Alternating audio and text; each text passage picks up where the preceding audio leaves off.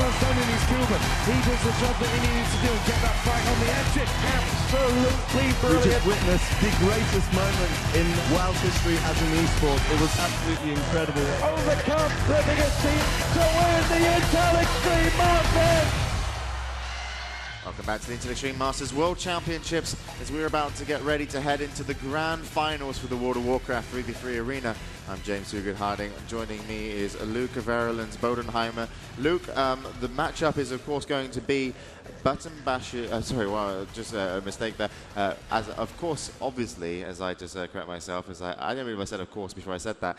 Long day. The matchup is going to be Team Dignitas from England and also one Austrian player versus the American team of Team EG. What do you make of the game at hand? I believe that Dignitas is going to show a lot more pressure.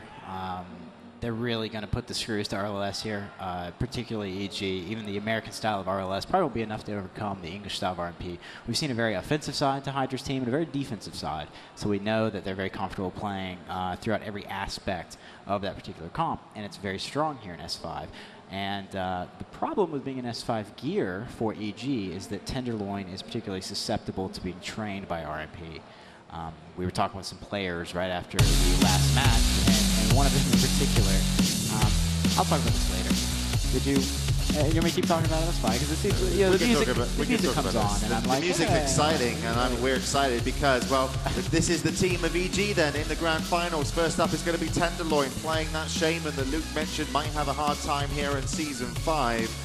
And so far, he's played a great game previously. Second up is going to be Woundman representing Team EG for the tournament. Flown over by them, and he's playing Rogue. Personally, I think he's the MVP so far. What we've seen from the semi-finals, at least in the last, is going to be Zell on the team. He's really, really played well as well, and they definitely deserve to be in the grand finals. And Team EG, that they have that chance of taking home the World Championship for America. I don't think America have won a World Championship so far in World of Warcraft, so it'll be a first. Korea's had it, and well, maybe England might have it, or Europe, as Hydra, this is the priest for Team Dignitas, who has made his way into the grand finals. They beat SK to do so, but they've got a tougher challenge here. Next up is going to be Calamist playing the Rogue, Sat center team. He's played really, really fast today, really been on form, and we're going to have to see who's going to play better between him and Woundman, but also a mage that won't let anything get away. It's going to be Flynn, and we'll have to see if he can also get some control onto Woundman if they're going to pressure Hydra, which seemed to be the tactic of last game where number one went down for Button Bashers, but I do believe that Haran probably had the worst, tournament game of his career in the semi-finals, and it's very, very unfortunate for Button Bashers that it went that way. I mean, he got pulled out with SAP twice, and then the last game he was just on a whole, he wasn't even another page, he was in another book, a different language. And on the wrong page and reading it upside down on the last game, and they just didn't have what they needed to get going. And so Button Bashers are playing for that third and fourth place playoff. I do believe they're beating SK Korea, so still they might get into the medal spot. Yeah, it was 2-0 when we last checked with it, but we're of course going to be looking at the grand finals now. So Team Dignitas versus Team EG. Who do you think is going to take this matchup? It really almost doesn't depend on the maps at this point. Hydra is going to play as defensively as he needs to, which is to say, if they go on the offense, they're going to be good to go against Tenderloin. The only problem they're going to run into is, I think, maybe Woundman hindering that. But we'll really just have to see. Calamus is an extremely skilled rogue, as is Woundman. We've talked about it quite a bit.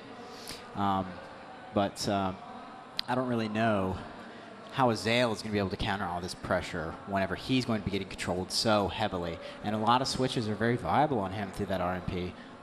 Like I said, RMP is extremely dynamic, as is RLS, so it's much the same setup. It was the exact same setup against Button Bashers, but I think Dignitas is a little more prepared. And I do have to agree, Button Bashers played very, very disappointingly, to me at least. I feel like that last game was almost given to EG. I mean, not to say they didn't play well, but it was bad. I think EG will take anything they can get there, and they certainly should have, because the last time they played Button Bashers, they were very, very unfortunate. It has Well, it was very apparent that actually Button Bashers looked a lot stronger than Team Dignitas in the first 2 days of play. But Team Dignitas, as you mentioned, have gone from strength to strength throughout the tournament. And they've played really, really smart versus SK Zanzibar, pulling apart the team, where Moldran had to go in offensive. And you can't, I mean, some people would have blamed maybe Moldran for that move. But he knows, as well as everyone else in that team, that if they're not all there together, nothing's going to happen anyway. They can't start on anyone else. So it was rather unfortunate that they couldn't get Nunia and also Fraki into the fight.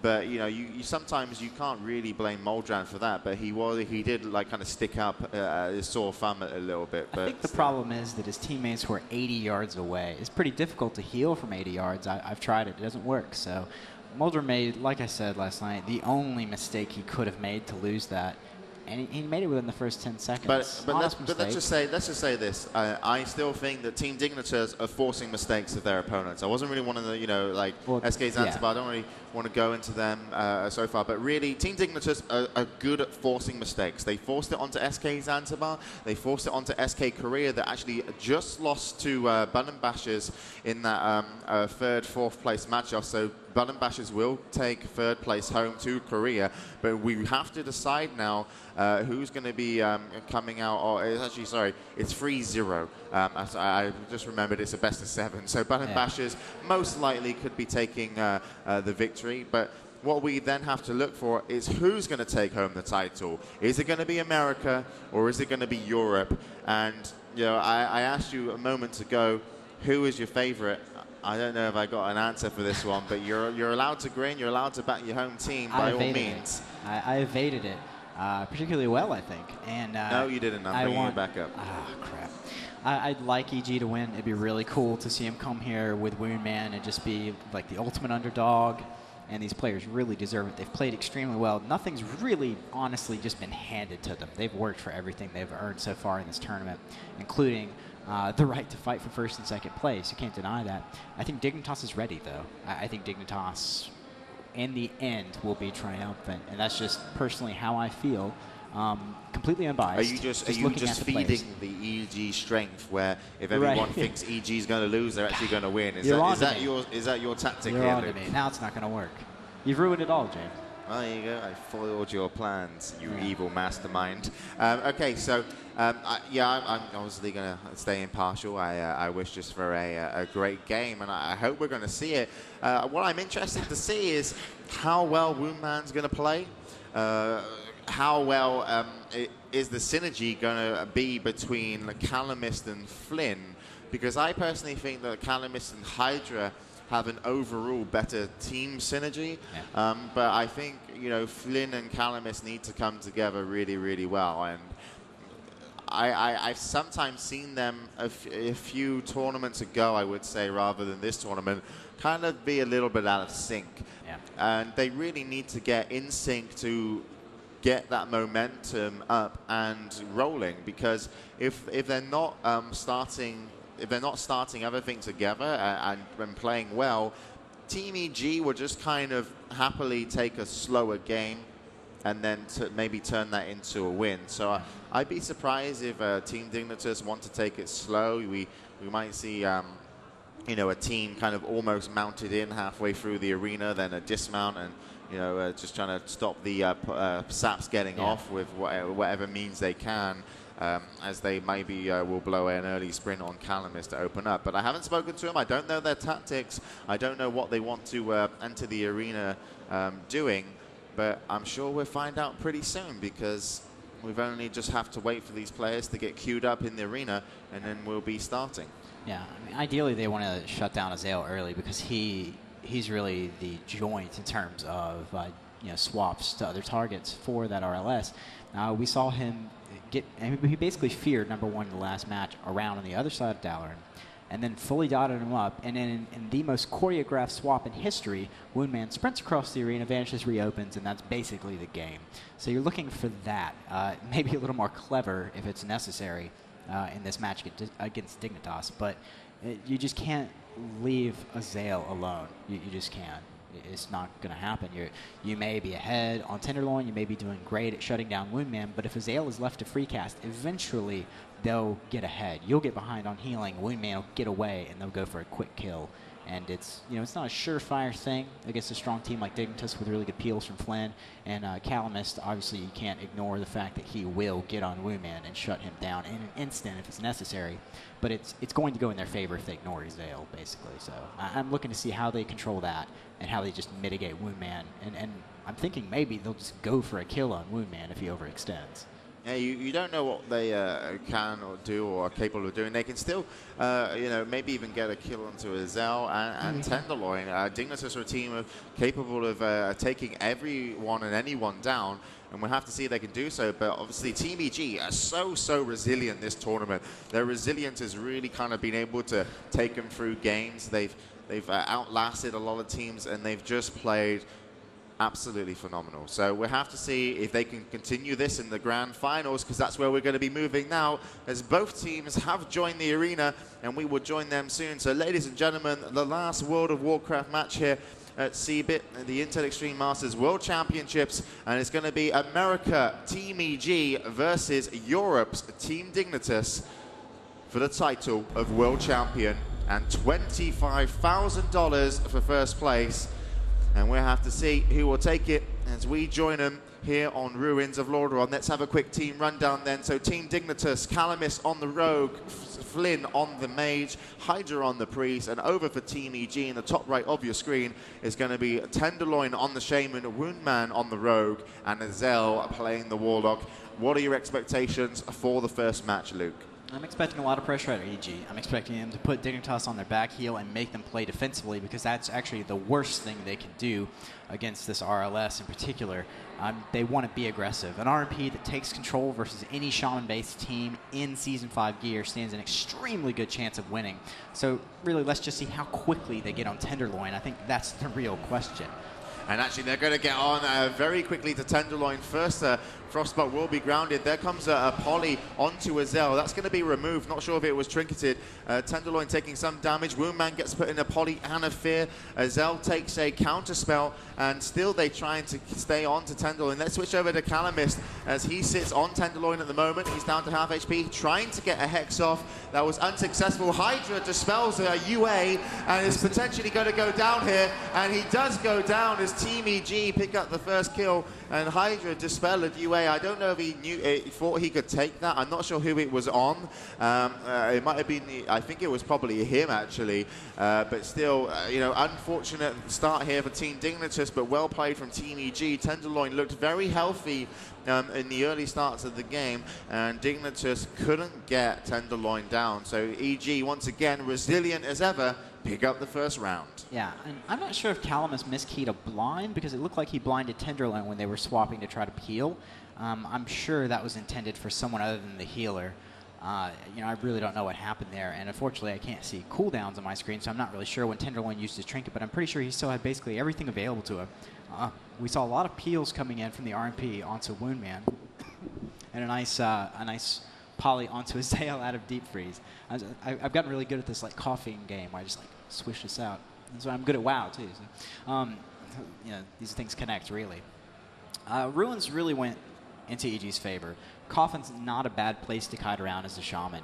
And even though his entire team was peeled for 5 or 6 seconds, there just didn't seem to be that much going on in terms of Dignitas damage. It's hard to get dispel down that Shaman as well, because you only get 2 Earth Shields off at a time, and Hydra didn't have a lot of free time to do what he wanted.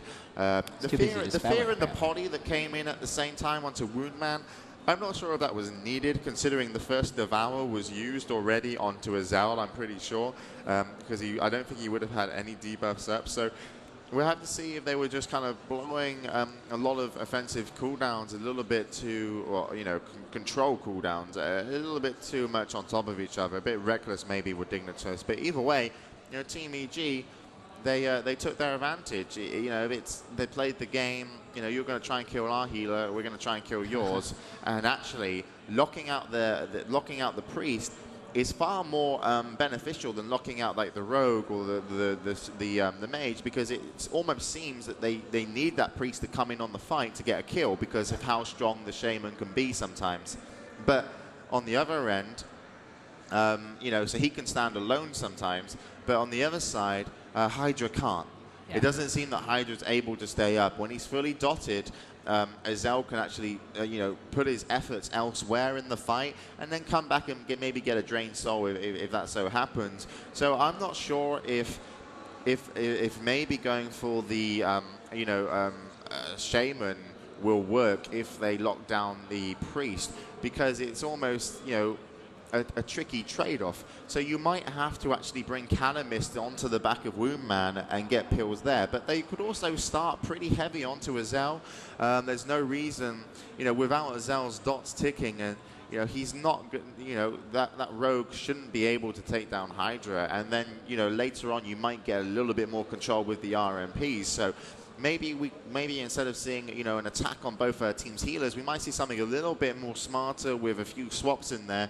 That could work out for Team Dignitas. But you don't know. Maybe it just went wrong. Maybe they did, you know, mess up their crowd controls and their abilities. So let's see if they can change it up as we go into round 2. Or Team EG are going to go 2-0 in the lead here in the best of 7.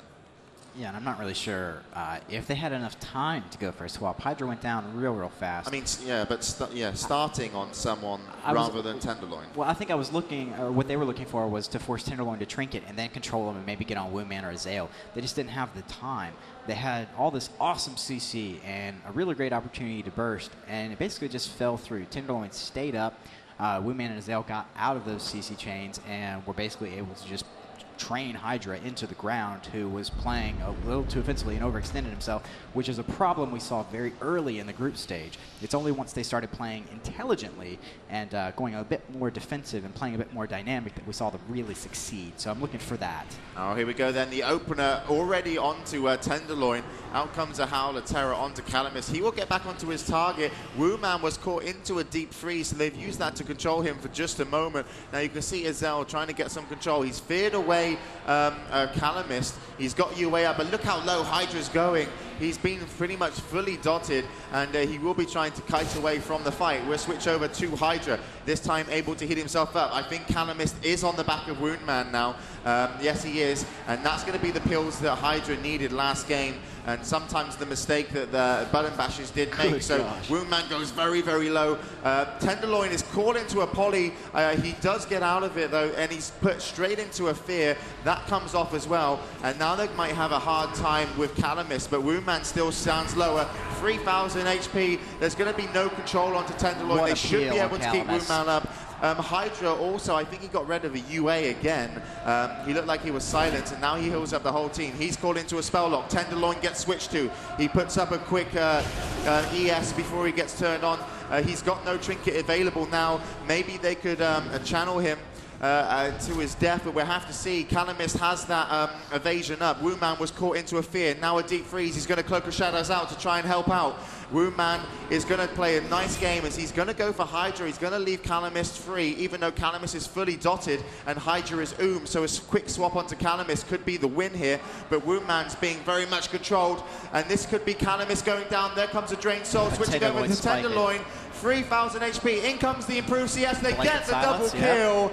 And Hydra and Flynn bring this one back to a 2v2. Fantastic play there from Flynn. Absolutely amazing. But Azel and Woundman still could keep up a lot of pressure. You can see here, Azel is pulling up as much dots as possible. He's got a fear. Woundman's going to come in. This could be the end of Hydra. Great fear away onto Woundman, and that will potentially allow for a slightly easier game. But you can see a Death Coil onto Hydra and into another fear. And he's got no mana whatsoever. He's trying to get away. Azel has got mana. He's in a sheep, and here comes a Cloak of Shadowed Woundman, and Hydra is just going to have to run in circles. He's going to be dotted up. There comes the Curse of Exhaustion. Here comes the cheap shot, and down goes Hydra, and Flynn is left all alone versus the two members of Team EG, and he knows it's over. Great play there from Azel, really kind of played strong in the final moments, and Hydra was unable to get a reset with the help of Flynn. So very, very happy. And I'm not sure if there was a, there could have been a frostbolt into a poly, because I do believe that the initial poly onto Azel was devoured, and that really helped Team EG. So here we have it then. America take another step into the lead, and Team Dignitas have got a lot of work to do to catch up. Yeah, they really do. And you said after Tenderloin got out of that poly, he got feared. Azael instantly devoured it, and they kept that pressure on. Unfortunately for Dignitas, as soon as they got the kill on Tenderloin, Flynn was peeled off with a fear. Wingman was able to get a re-stealth, and honestly, it was over from there because Hydra was running with about 450 or 500 mana. And without any way to get away and drink, without basically dying to dots, or with fear of Wingman getting back on him, they really stood no chance. I think they played that well, but basically what I said was going to happen, happened. If they don't kill someone and they keep playing extremely offensively and Azael gets free, he's going to dot everyone up. Everyone's going to be taking absurd amounts of damage. And yeah, Woundman spiked real low a few times, and Tenderloin was even in a bad spot.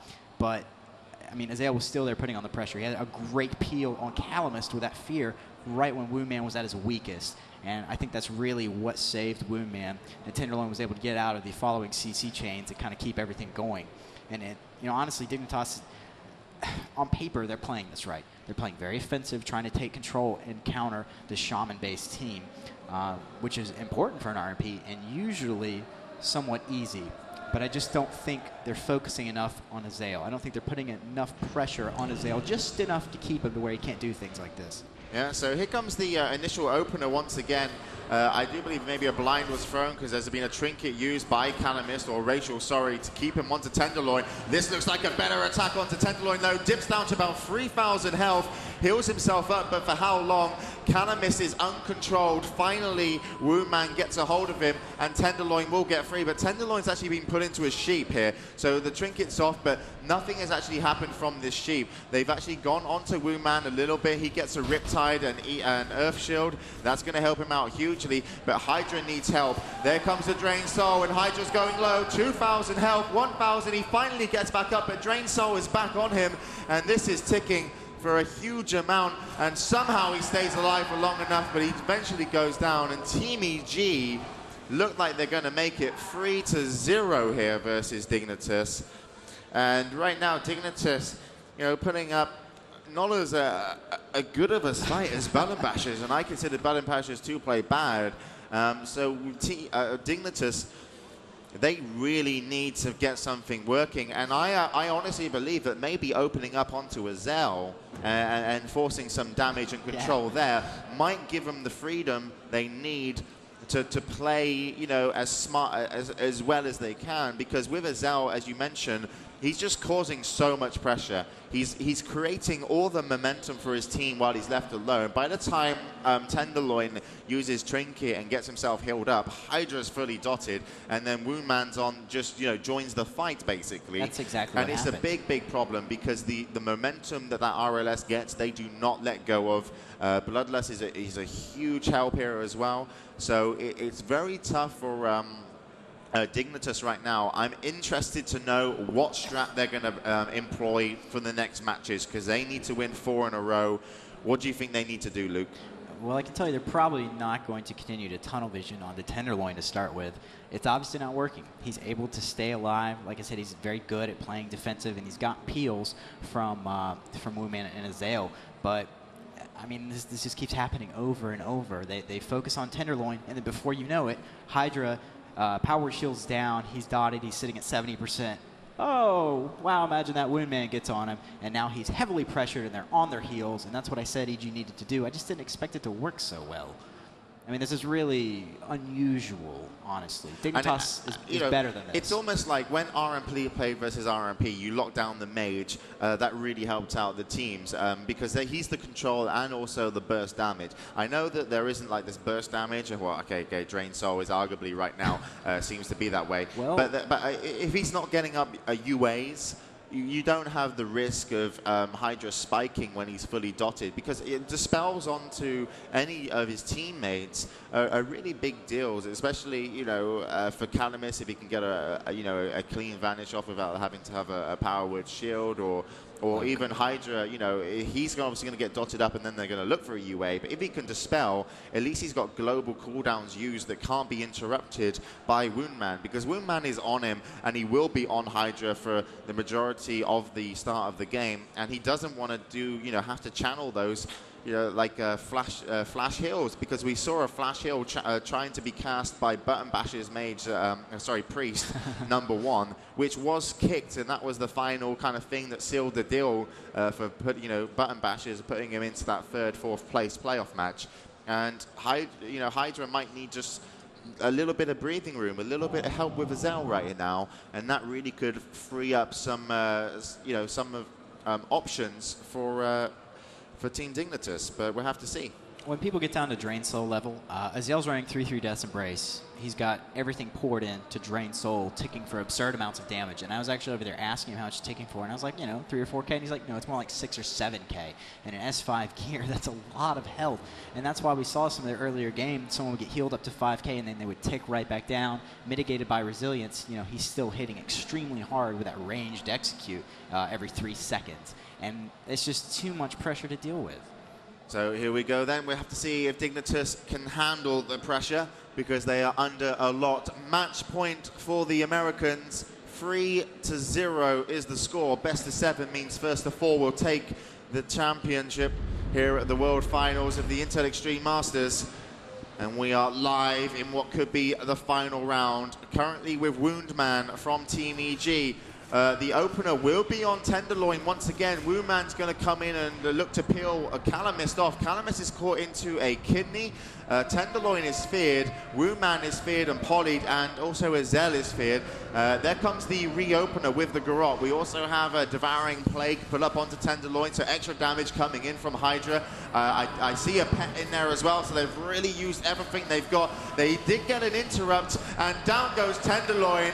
And finally, something goes right for the team of Dignitas. They stayed true to their tactic, and and what was crucial about how this tactic worked was that the fear stuck onto Azel, it stuck onto Woundman, and they couldn't get it down because the totem was killed. And that was a big, big deal here for Dignitas. They're going to bring 1 point back on the board, and at least they won't be going out with a, getting aced here in the finals with a 4-0. We do have a 3-1 score. Big fear from Hydra, really nicely played, and interrupt onto Tenderloin, sealed the deal. So nice play from Dignitas, and I wonder if EG will be shaken up by this experience. I doubt it. It's not as though they've got a lot of practice that has suddenly been undone. They haven't really invested much time into running strats as a team with Woundman, so honestly, they're really just kind of playing, is that a good drink? By the edge of their chairs, basically. They're just running what they know against RMP, and it's been working. And they're just playing a very fast-paced, dynamic game. And the only thing that really went wrong there, there's a few things actually. Calamist had an excellent blind on Woundman out of that fear. It was perfect. He couldn't get over to peel for Tenderloin until far too late. And like you said, that fear stuck on his through Devour. So a few little things made them lucky. I actually started to facepalm whenever Hydra just kind of ran in, PI'd himself, went for the damage, and then got death quote into a fear. I thought, oh wow, look again, this is going to happen. And he got fully dotted, but the thing is, he line of sighted. He got out of there. He saw it coming. Woundman was in a terrible position to switch to him anyway, and he just went to the other side of the pillar, played it safe, while Calamist and Flynn did some serious work onto Tenderloin, and they had a lot of good control. The Nova on Woundman, when he finally got out of the blind, wasted yet another global on that Vanish to get over, and that's exactly when Tenderloin died. So his control played it well. Hydra left a lot in the hands of his teammates, and it really paid off. Yeah, certainly. And Dignitas played that game without mistakes. But unfortunately for them, there is no room for mistakes now. Still match point for EG from America. Dignitas, one slip up, one failed execution of a tactic, and Team EG could be world champions here at the Intel Extreme Masters Season 4 and take home that $25,000. We are going to join the two teams, this time in Nagrand Arena. This is where the last map was won from Team Dignitas. The tactic employed was to get the damage and the control, damage onto Tenderloin, the Shaman, and control the other two teammates so they can build momentum. And that's something that's important with RLS versus RMP. It's all about getting that momentum. You need the damage and control to do so. And so far, Azel's been putting down some great control, but this time round, a good blind, a good fear. The control was in favor of Team Dignitas, and certainly the momentum as well. So let's see if we're going to have a similar start. Flynn comes in, puts himself into combat. Here comes Calamist. Hydra's going to be involved as well. So there comes the open. Now, Hydra's going to get opened on by Woundman. Woundman takes a deep freeze into a fear that isn't going to be devoured, and Woundman will be sent away. He doesn't want to trinket because he knows a blind could be coming in. Tenderloin has dipped low. He's in a second cheap shot. Hydra is in a cheap shot as well, though, and he's dipping a lot lower in the center of the arena. He's trying to get away, and now Calamist is going to peel. He puts Woundman into a kidney. Hydra has to get away. I don't know. There comes the spell lock, and he's going to penance, and that has actually stopped that penance. And here comes Woundman, and I think Hydra's going to be in a lot of problems. He's having to heal himself up. There comes a fear. Woundman is not on him right now. Wow. A penance comes in, and so far Hydra still stays alive. There comes a fear. There comes the UA. There comes the drain soul, and down goes Hydra. And Calamist stands still. Flynn will have to leave the arena as well, and Team EG are going to take it in 5. And they are going to be the world champions of the Intel Extreme Masters, defeating Dignitas. Wow. That's really all I can say. And take home the title for America. They've done it here, the first team from America, apart from obviously when we had Pandemic winning all the pretty much WSBGs, but right now, a new reign of terror here from the team of EG. They took down Button Bashers in the semi-finals. They defeated Dignitas in the grand finals. They defeated their home soil teams as well. They beat Coal Black, the American champions, and they have deserved their title fully. And they will be only happy, and I'm sure they'll be very welcoming the title, the trophy, and the $25,000 to boot. But let's not, of course, forget Team Dignitas. What a great showing this tournament. They came second in the European finals, been here, a second place as well. So hopefully they're not a team cursed with constant seconds. But either way, I'm sure we'll see more of them again. And though they will be slightly upset now, I'm sure they will look back at the time and say, well, that was truly well spent, but we can only do better, and I'm sure we'll see that in the future. So then, that brings us to the end of the World of Warcraft 3v3 Arena Tournament. Congratulations to all the teams that participated and the medal winners. And then when we come back on stream, I do believe we'll be moving into the prize ceremony, the winner ceremony for the 3v3 tournament for World of Warcraft. I've been James Toogood Harding. Joining me has been Luke Virulence Voderheimer. Thank you so much for coming to the Intel Extreme Masters and commentating. Thanks for having me. And I hope we see you again on stream. Who knows? We'll check his schedule. I'll have my people ring your people. We'll work it out. All right, then. So when we come back, the prize ceremony. Thank you for watching. See you in a moment.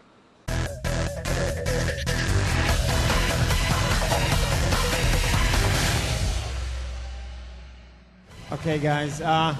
Usually I'm in the front line talking to the community, organizing the event. But there are very, very important people in the back rooms helping us build this wonderful, wonderful esports project.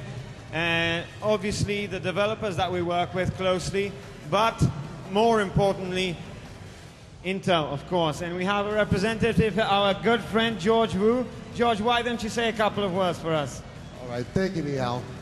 It's been a great conclusion to a great season, and it wouldn't have been really possible without all the great players and fans around the world watching this season 4. So thank you very much. All right, then we will come to the third place and the last year's winner of that big tournament. The third place in the Intel Extreme Masters Season 4 World of Warcraft 3-on-3 tournament. The bronze medal and $4,000 of prize money goes to Team Button Bashers from South Korea! Step up on the podium, guys.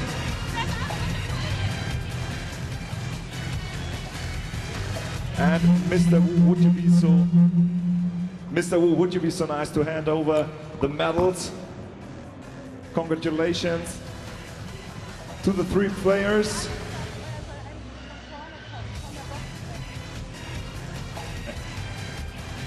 And now they will get the check from Kamek, $4,000 for the 3rd place.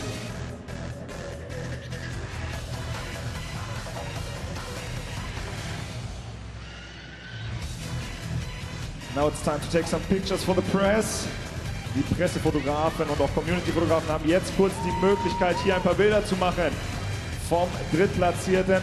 And we will continue with the 2nd place here on stage. The silver medal and vice title winner as well. $10,000 prize money goes to Team Dignitas from the United Kingdom.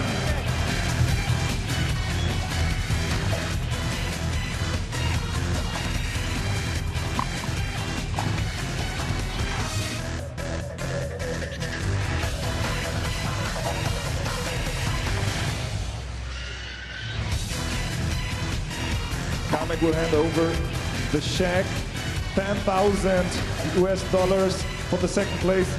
I think that will be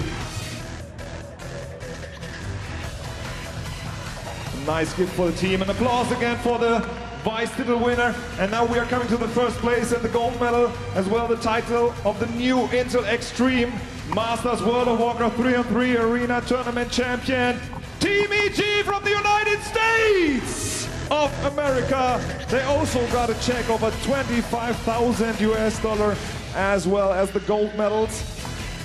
And of course, they will get the big trophy, the World of Warcraft 3-on-3 Arena trophy here from the Intel Extreme Masters Tournament.